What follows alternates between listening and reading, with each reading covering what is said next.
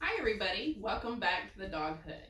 So in this episode, we want to talk about taking your puppy to the vet for the first time. So if we're going to take our puppy to the vet for the first time, we want to do that usually within the first 72 hours of acquiring our puppy from either the shelter or the breeder itself. So what we're going to look for when we're going in is we want to make sure that a fecal is done because we want to know for a fact if the puppy is carrying any sort of parasites like coccidia, giardia, roundworms, pinworms, or whipworms. All of these things can be detrimental to the growth of your puppy, so we want to rule out the fact that that puppy has any of those. But when we're taking puppies to the vet office, we want to be sure and carry a towel with us. We want to place the towel over the table that the puppy is being seen on and over the scale when they decide to weigh your puppy. The reason being is because there is bacteria and there are viruses that can live dormant on these particular surfaces. You want to make sure that your puppy does not come in contact with these. You want to make sure that you don't place the puppy on the floor or on a table that has not been sanitized properly. All it takes is one little protozoan or one single bacteria to get on your puppy, and your puppy licks its paw, and your puppy can contract parvo, coccidia, giardia, and many other different types of communicable diseases that can be picked up within vet offices. What we're seeing now during COVID is a lot of times the vet will come to your car, take the puppy into the clinic. I do suggest for this very first visit that you can actually have this entire visit done in your car. They can pull the fecals on the dog, they can give a round of shots if need be.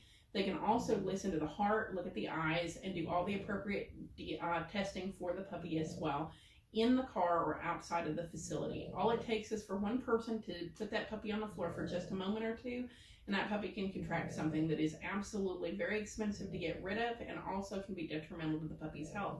So I cannot tell you this enough. When you're taking your puppy to the vet, please call and find out whether they will see the puppy and you inside the vet office, and if they will not, then you ask if they will come out and do the entire puppy visit in a car, or if they do allow you within the office, that you do take a towel with you. Place the towel side down on the table that the puppy's going to be sitting on. Be sure that when they decide to weigh your puppy as well, that they place that towel over the scale before they put your puppy on there. I cannot recommend enough as well is if your puppy is getting vaccines at this point in time, be sure and keep the vial label that came off of the vial that they administer the shot to your puppy with. Because what happens is many times in clinics they buy these particular vaccines in bulk. You want to make sure that this vaccine has not gone out of date. This is the most important vaccine that your puppy will ever receive, these particular 4 sets of shots. So we want to make sure, number one, that they're in date. Another reason why we want to keep the vial label is because of the lot number. In case they have recalls or in case they have an issue with one of the particular vaccines, you will know absolutely beyond a shadow of a doubt that that was a vaccine that was given to your puppy. It also gives you recourse against drug companies as well.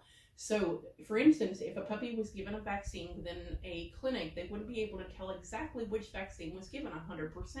But if you own that vial label, you have total control over that. You know exactly which one was given to your puppy.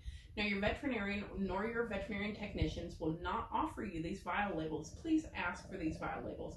Doesn't matter if your puppy is 6, 7, 8, 9 weeks old when they're getting their shots, or all the way up until the end stage of life in your dog if he has to be given any vaccines. Please ask for those vial labels. It's very, very important for the health of your dog going forward. I hope this helps, and I hope to see you soon again at the Dog Hood.